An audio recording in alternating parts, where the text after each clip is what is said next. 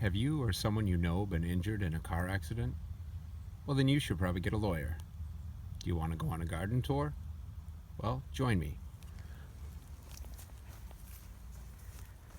So this is the shade area with a window box that I got at the employee yard sale, filled with some coleus and begonias that will do just fine in the shade. Planted some impatiens down below to offer a little bit of symmetry on either side.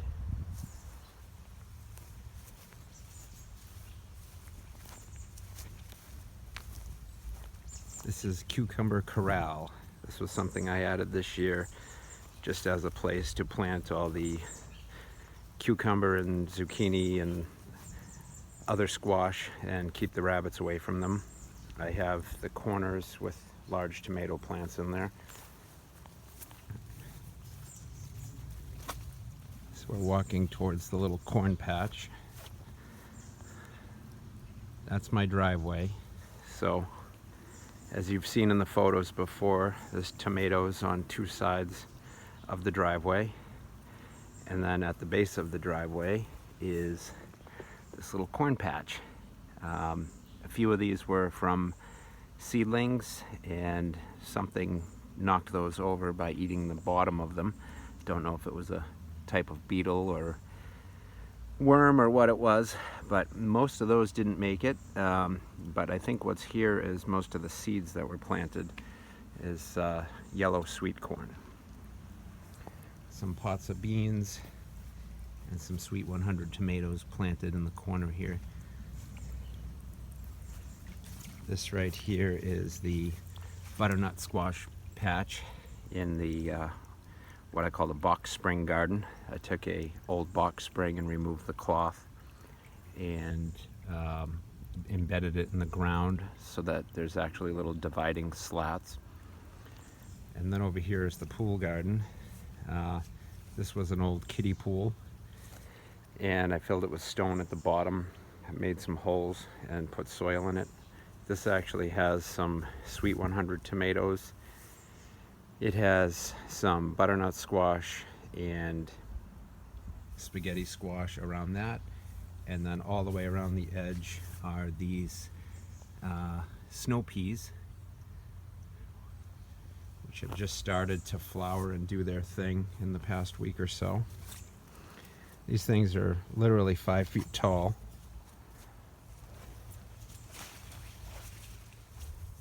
This little patch of weeds needs to be redone. There's a maple tree in there, a baptisia, some euonymus, and some painted fern.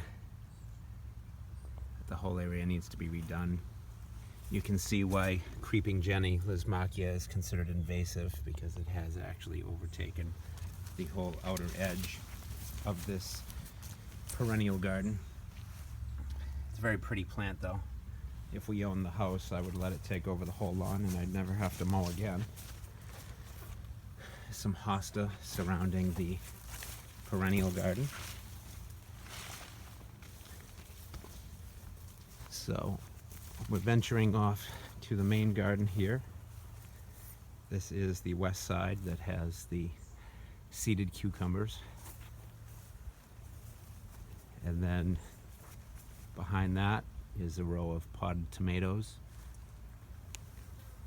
And then across the little walkway is some pots of peppers. Behind that is some more pots of tomatoes. So we'll hop the fence here and take a closer look. These pots of peppers are getting kind of crowded in here. As you can see, this is the little skinny walkway. But up above that is these pink pots of tomatoes. And then that goes into the cucumber patch, which is now being covered by this massive zucchini.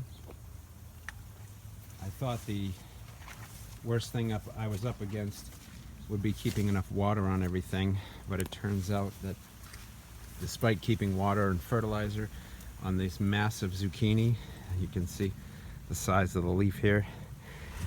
The worst thing the zucchini have gone through is called blossom end rot. So here's another one that I have to remove and get rid of.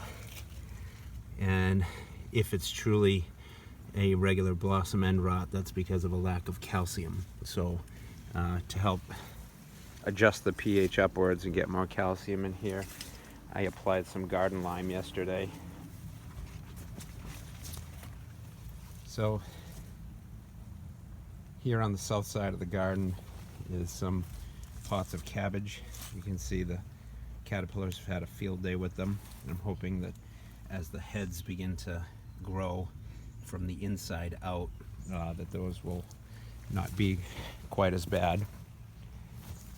A little patch of mint on the outside, and this is the east side of the garden. It's got some very tall tomatoes. I believe these are Fantastico. Under those are some cucumbers that aren't getting very much light at the moment.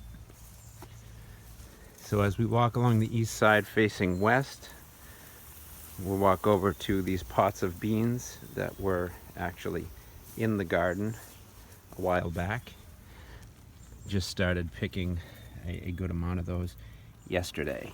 So we are now facing south. We're on the north side of the garden. And this is the grapevine on the corner. Come in a little closer, you can see that there's a little bit of grape action starting there. Some of them are falling off. So that's most of the garden, but let's take a look here. Another look is the driveway. I did notice something really cool today. Are you still with me? We're almost done. So as I was watering today, I noticed this little guy.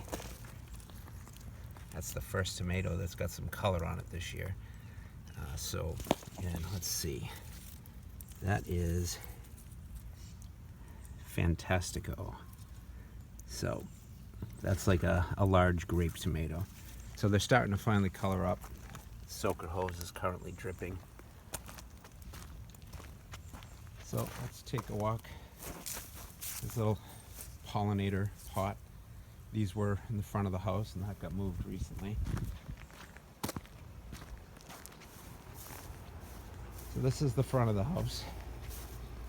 As you walk out the front door, there's some flower gardens, pot of rhubarb, and then some tomatoes on either side of this big urn. I got this at the employee yard sale the other day. Cast iron, thing's about 4 feet tall, and that was $15. Such a deal. And got some cheap plants to go along with it. Got that potted up. And then just some other containers. I actually put cucumbers in this one because I ran out of spots to put cucumbers. A window box that I got last year at the employee yard sale. That's got some more sunflowers and other pollinator plants. And then this is the herb garden that used to be near the steps to the back door. That's got mint, thyme, and basil in it. So we're gonna walk around to the other side of the house. Good thing about this nasty heat is the grass isn't growing very quickly, so I don't have to mow the lawn today. And this is the zucchini small patch foundation garden. A couple of tomatoes in there because those will grow above the zucchini and still get plenty of light. If it is truly blossom end rot as a result of calcium, well, it's happening everywhere this year because I had to pick a couple of zucchinis off of this guy that were also suffering the same issues. I think it could be moisture level 2, trying to keep water on everything in this heat. We're due for a week's worth of heat coming up. So, and finally on the deck, which needs to be painted, as you can see, has some cucumbers that are still in their seed tray, haven't been planted yet. This is the big garden bowl I do on the corner every year. This has some thyme, some romaine type lettuce, and some tomatoes. Those are all doing really well. And then that's the table. And then this is the gutter garden. It has more romaine type lettuce. Lettuce does not like the heat, so I'll be harvesting all of this very soon. Some of my radishes in bowls, as you can see, they're doing pretty good. I'm gonna harvest the rest of those. Radishes only take about a month, so if you're looking for a quick crop in a pot, just grow some radishes. 30 days later, you'll be popping them up. And some pot of lettuce, some window boxes with basil. Just one more quick over to this table. You can see the bonsais in training. I gotta take the grass out of there. But those are just using some scrubby junipers I found in the yard. And that, folks, is a tour of Nelson Gardens 2018 on July 1st. So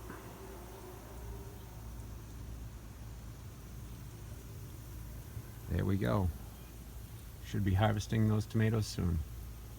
Well, see you again next time.